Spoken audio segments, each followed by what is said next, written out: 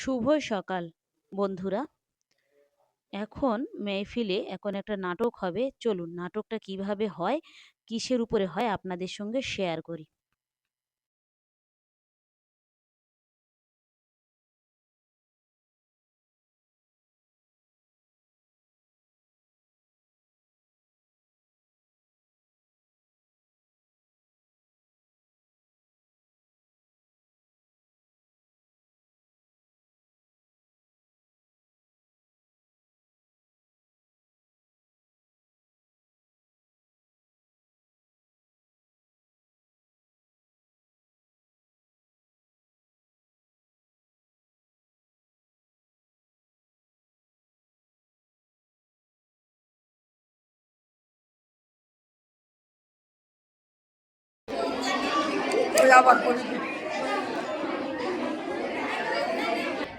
ফেরেশতা আছে, ফেরেশতা।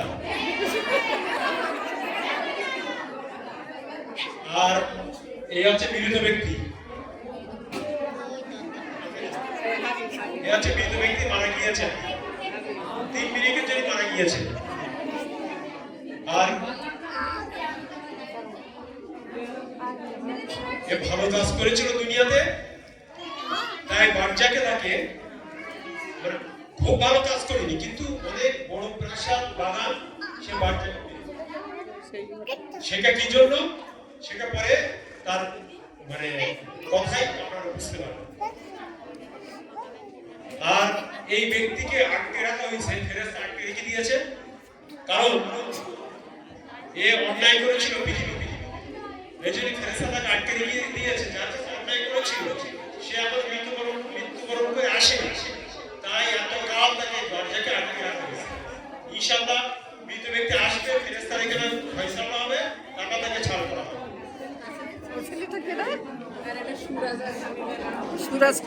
কথা উঠে যাবে বলা আপনাদের, যেহেতু এবার আছে নাটক আপনারা দেখবো বললেন।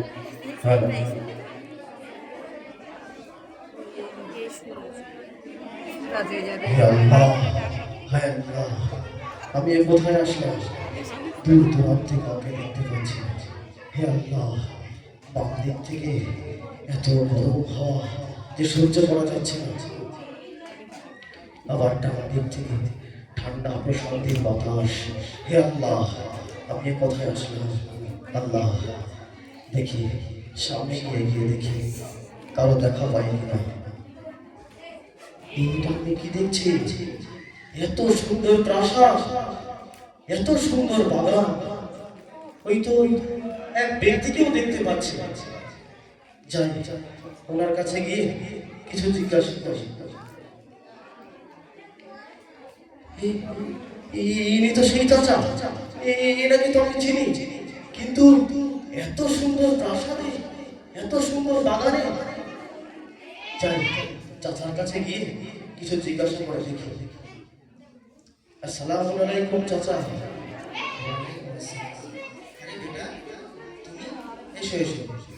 চাচা, আপনি এত সুন্দর বাগান, এত সুন্দর প্রাসাদ কিভাবে? মহান আল্লাহ এগুলি আমাকে দান করেছে। কিন্তু কিন্তু কোন কাজের বিনিময়ে? বেটা, তুমি হয়তো জানতে, দুনিয়াতে আমি অনেক সম্পদশালী একজন ব্যক্তি ছিলাম। হ্যাঁ, আপনি সম্পদশালী ছিলেন। এবং আমার একটি জমি থেকে এক টুকরো জমি এক ব্যক্তি অন্যায়ভাবে আমার কাছ থেকে কেড়ে নেয়।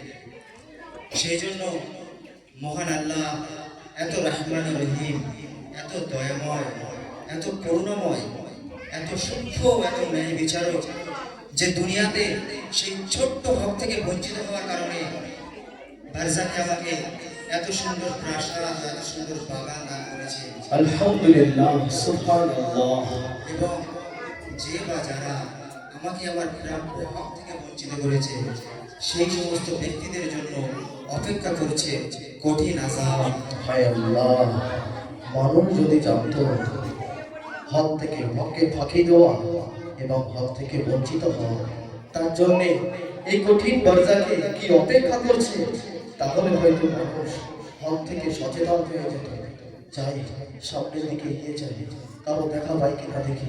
হে আল্লাহ, ওই তো এক ব্যক্তিকে দেখতে পাচ্ছি, কি সুন্দর সুদর্শন নুরানি চেহারা, কিন্তু কিন্তু উনি কে? যাই ওনার কাছে গিয়ে জিজ্ঞাসা করে দেখি। এসো যুবক, আমি তোমার অপেক্ষা করছি। কিন্তু কিন্তু আপনি কে? বারজাকের এই কঠিন সফরে আমি তোমার হিসাবের ফেরেশতা। এসো, তোমার হিসাবের কিতাব খোলো, আর আজ তোমার হিসাবের জন্য তুমি যথেষ্ট। আল্লাহ, হে আল্লাহ, আল্লাহ, আলহামদুলিল্লাহ, সুবহানাল্লাহ, শুকর আলহামদুলিল্লাহ। এত সুন্দর আমল, এত সুন্দর নেক কাজ, কিন্তু কিছু আমল দেখছি আমি সেগুলো করিনি, কিন্তু আমার আমল নামায় লিপিবদ্ধ করা আছে। হে ফেরেশতা, এমন কেন? হে যুবক, অবশ্যই তুমি এই আমলগুলো দুনিয়াতে করনি, কিন্তু এই আমলগুলো করার যে সদিচ্ছা তোমার ছিল, সৎ নিয়াত ছিল, তার কারণে আল্লাহ এত রহিম করিম এবং দয়াময় যে তার পূর্ণ সওয়াবকে তোমার আমল নামাতে দান করেছে। আলহামদুলিল্লাহ, সুবহানাল্লাহ। হে যুবক, তুমি তোমার পরবর্তী আমল নামার দিকে এগিয়ে যাও।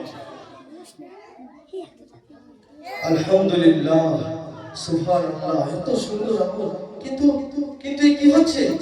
আমার আমল নামা সব সাদা হয়ে যাচ্ছে কেন? আমার আমলগুলো সব বসে যাচ্ছে কেন? হে ফেরেশতা, এমন কেন হচ্ছে?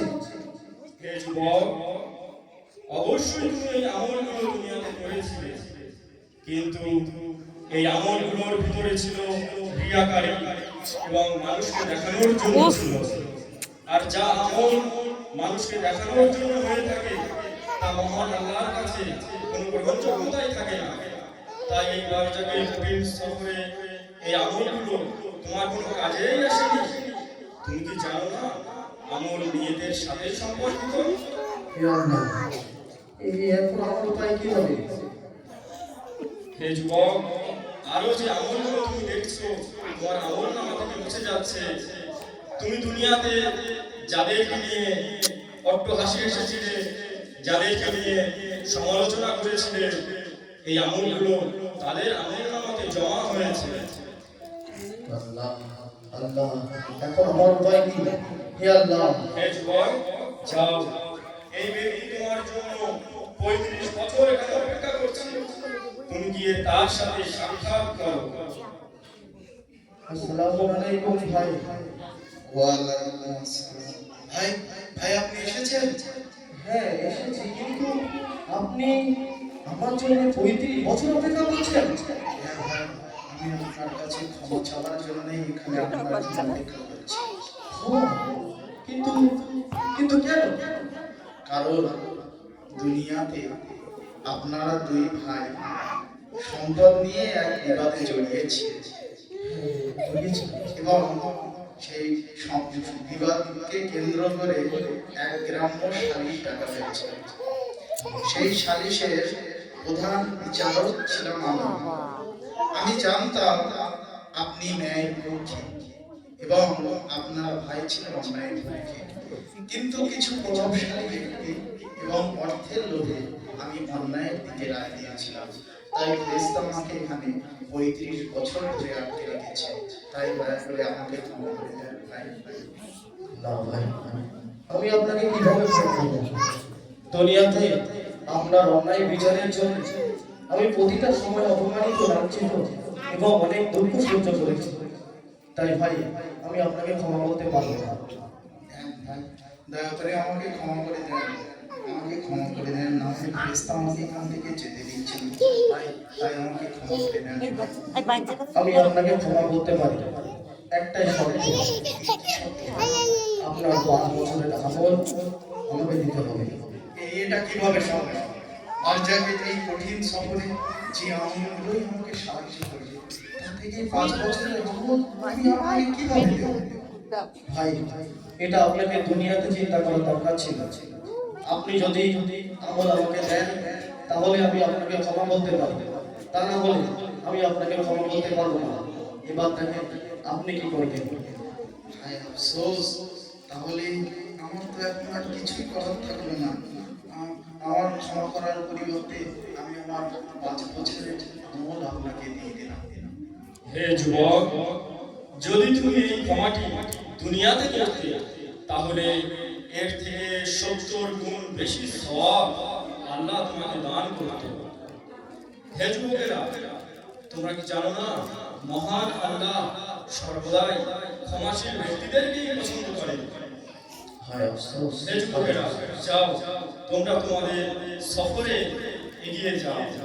হায় আফসোস, যদি দুনিয়াতে আমি ক্ষমাশীলদের মধ্যে হতে পারতাম তাহলে কতই না ভালো হতো। হায় আফসোস। হায় আফসোস, দুনিয়ার মানুষ যদি জানতো বাচ্চাটির এই সফল কতটা কঠিন, তাহলে মানুষ বাচ্চার সম্পর্কে সচেতন হতো। হায় আফসোস, হায় আফসোস, হায় আফসোস। ভিডিওটা তাহলে এখানেই শেষ করছি। ভালো থাকবেন, সুস্থ থাকবেন, আর ব্লগটি কেমন লাগলো অবশ্যই জানাবেন। ভালো লাগলে একটা সাবস্ক্রাইব করে দেবেন। দেখা হবে পরবর্তী ব্লগে।